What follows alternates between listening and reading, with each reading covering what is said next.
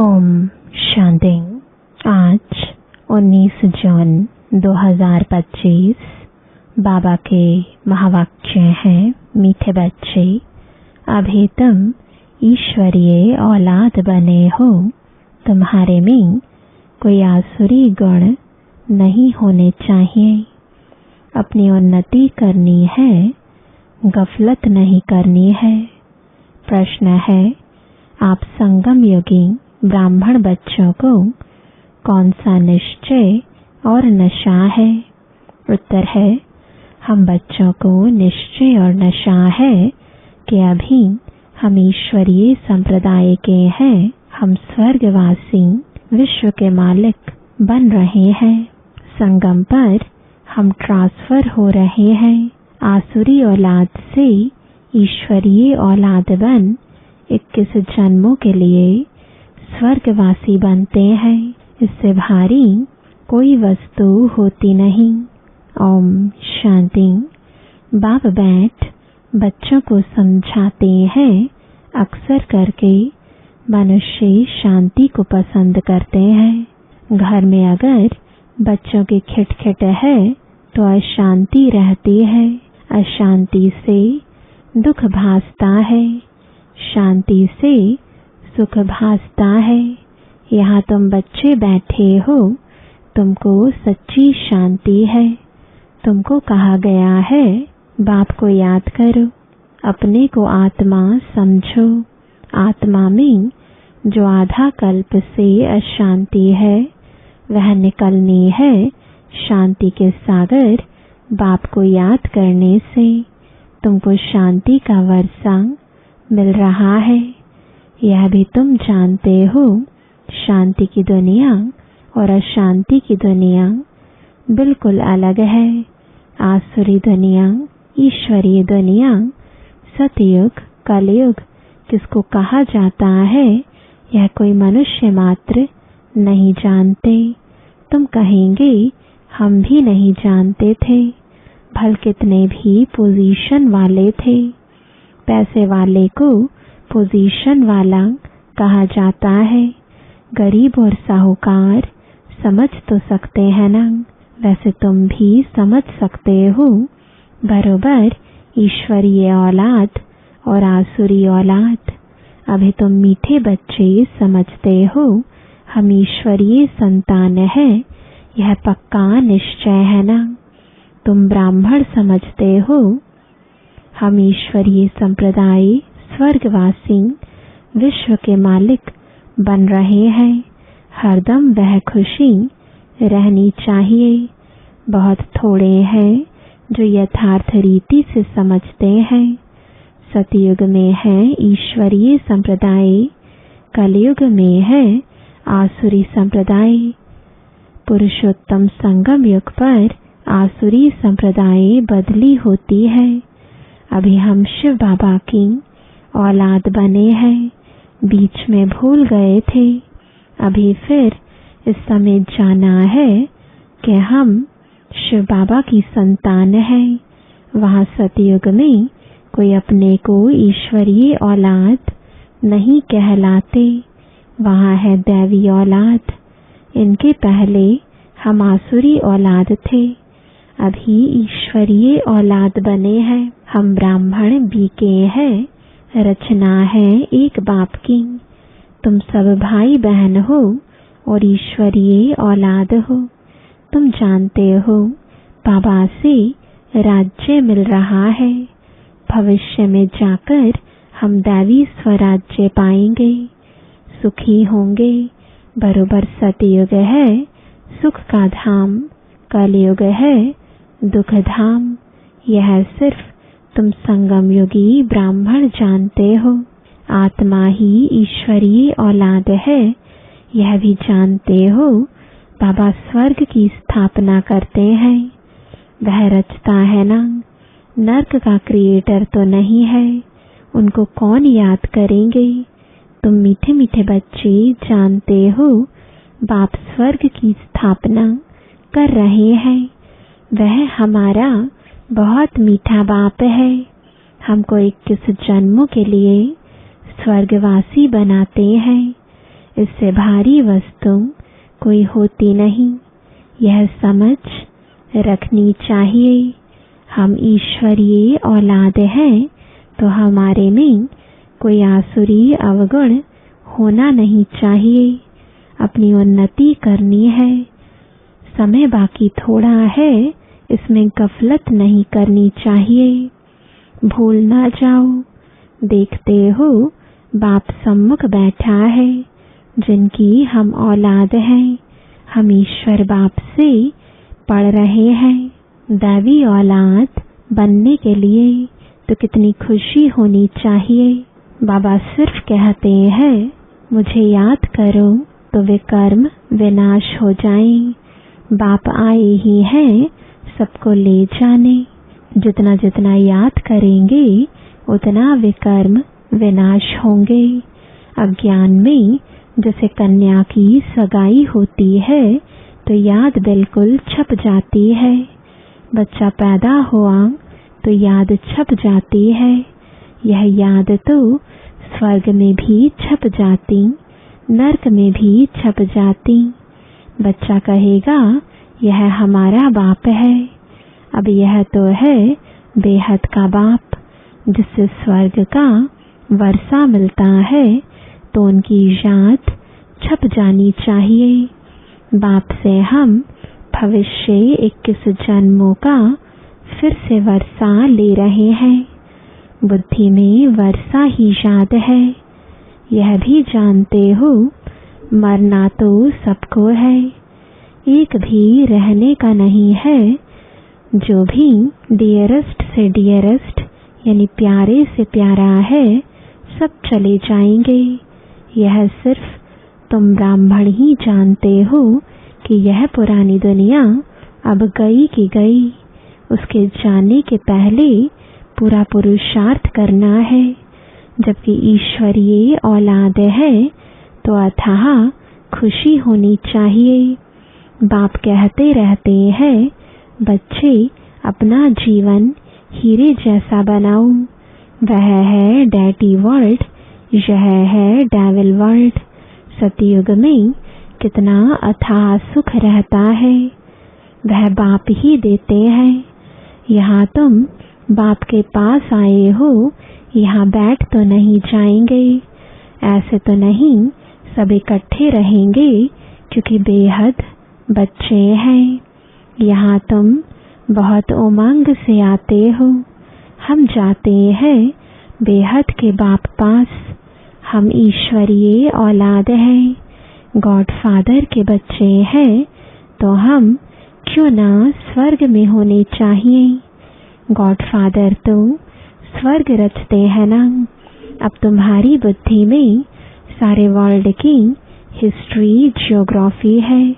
जानते हो heavenly God father हमको हेवन के लायक बना रहे हैं। कल्प कल्प बाद बनाते हैं। एक भी मनुष्य नहीं जिसको यह पता हो कि हम एक्टर हैं, गॉड फादर के बच्चे। फिर हम दुखी क्यों हैं, आपस में लड़ते क्यों हैं। हम आत्माएं सब ब्रदर्स हैं ना। ब्रदर्स आपस में कैसे लड़ते रहते हैं, लड़कर खत्म हो जाएंगे। यहाँ हम बाप से वर्षा ले रहे हैं। ब्रदर्स को आपस में कभी लून पानी नहीं होना चाहिए। यहाँ तो बाप से भी लून पानी होते हैं। अच्छे अच्छे बच्चे लून पानी हो जाते हैं। माया कितनी जबरदस्त है। जो अच्छे अच्छे बच्चे हैं वह बाप को याद तो पड़ते हैं। बाप का कितना लव है बच्चों पर। बाप को तो सिवाय बच्चों के और कोई है नहीं जिसको याद करें। तुम्हारे लिए तो बहुत है।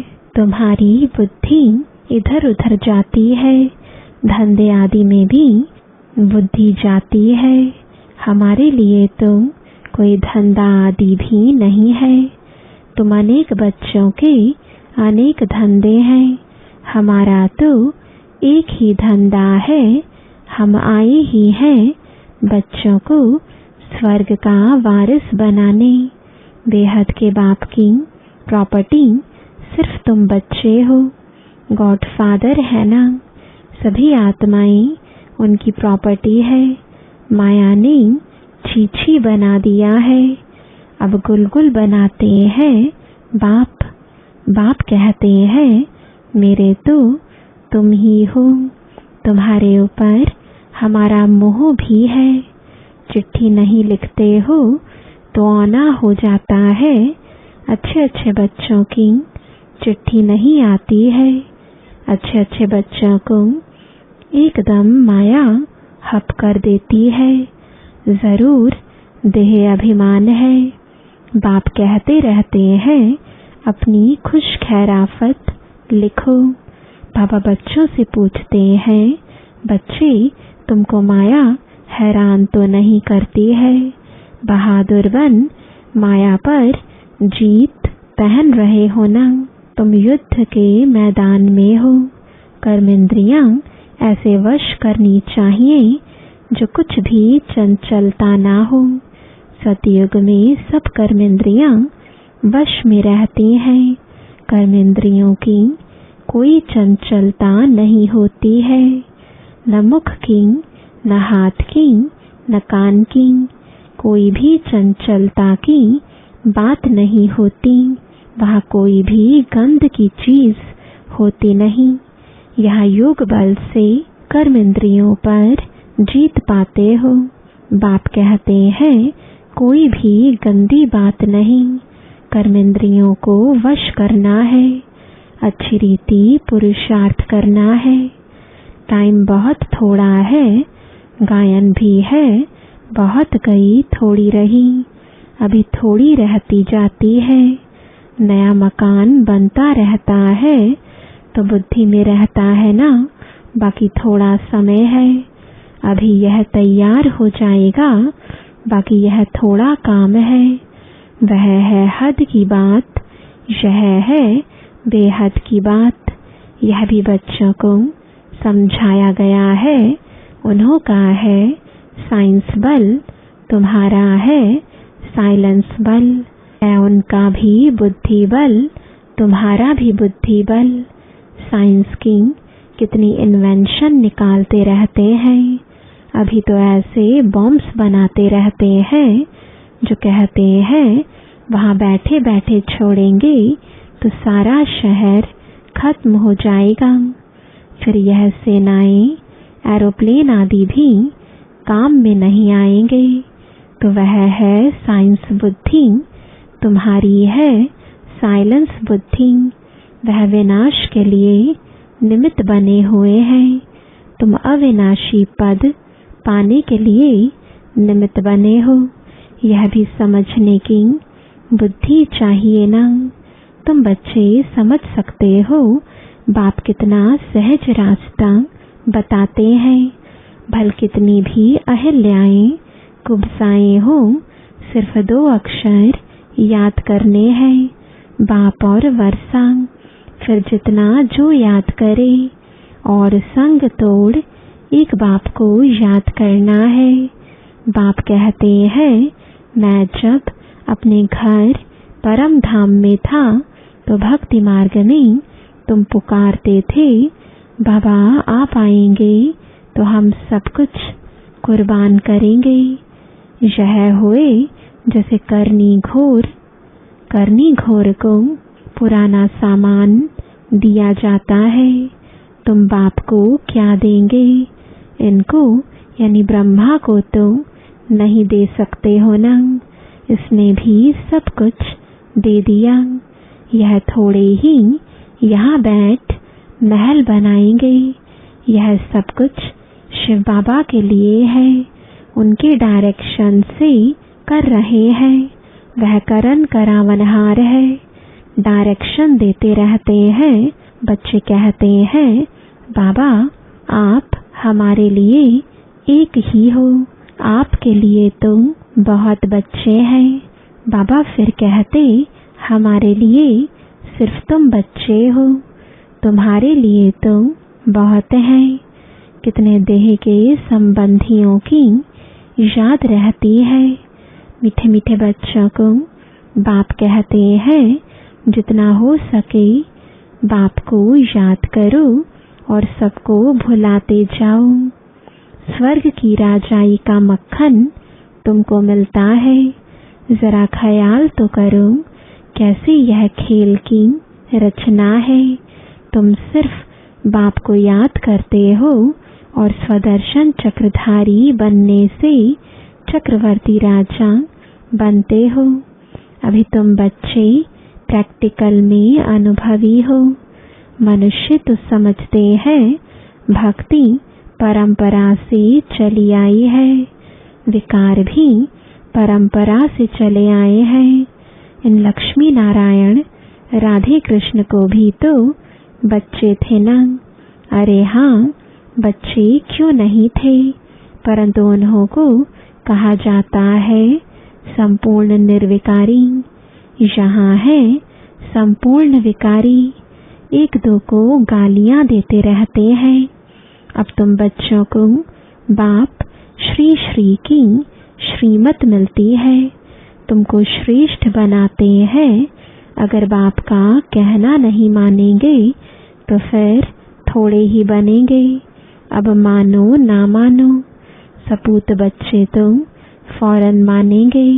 पूरी मदद नहीं देते हैं तो अपने को घाटा डालते हैं। बाप कहते हैं मैं कल्प कल्प आता हूँ, कितना पुरुषार्थ कराता हूँ, कितना खुशी में ले आते हैं।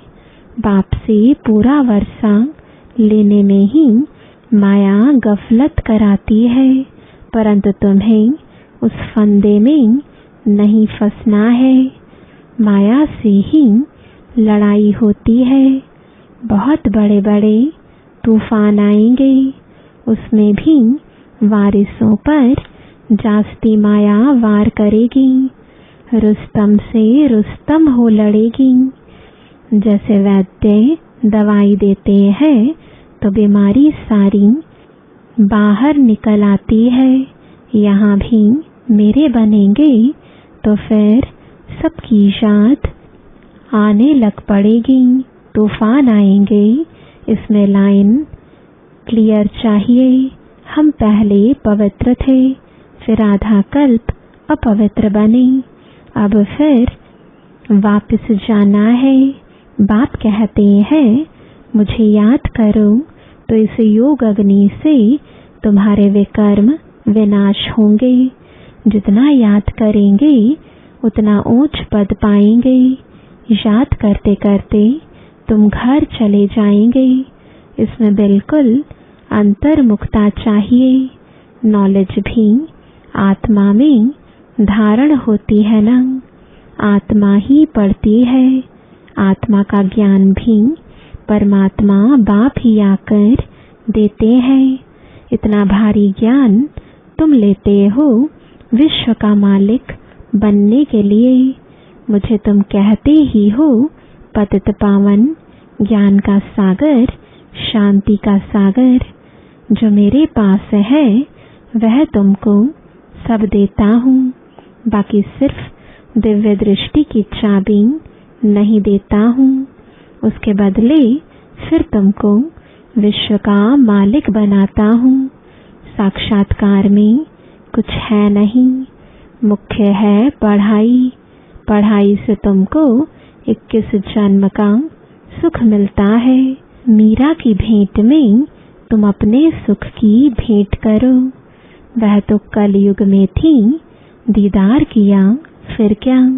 भक्ति की माला ही अलग है, ज्ञान मार्ग की माला अलग है। रावण की राजाई अलग, तुम्हारी राजाई अलग। उनको दिन उनको रात कहा जाता है। अच्छा, मीठे मीठे सिकिलदे बच्चों प्रति माता पिता बाप दादा का याद प्यार और गुड मॉर्निंग। रूहानी बाप की रूहानी बच्चों को नमस्ते।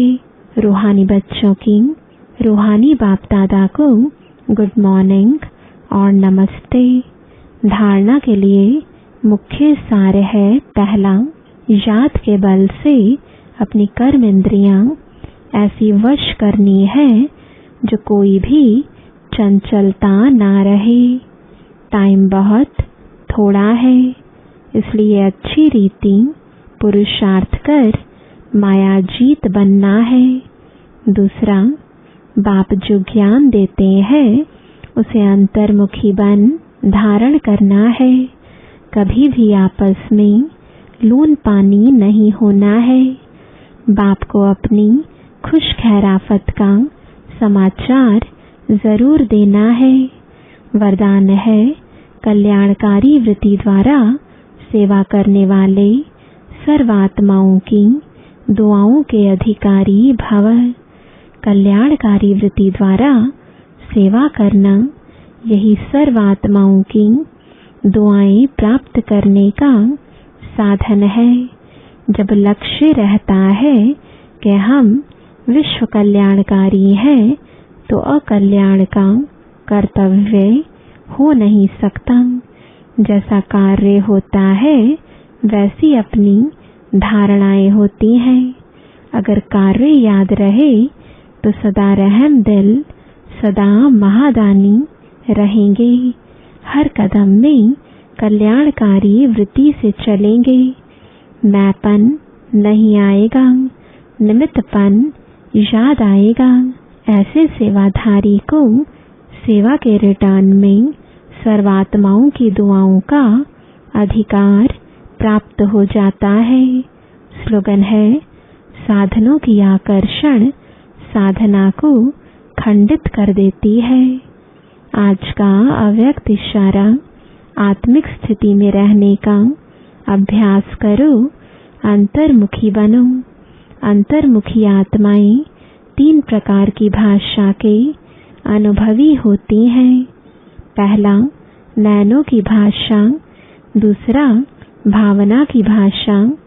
तीसरा, संकल्प की भाषा।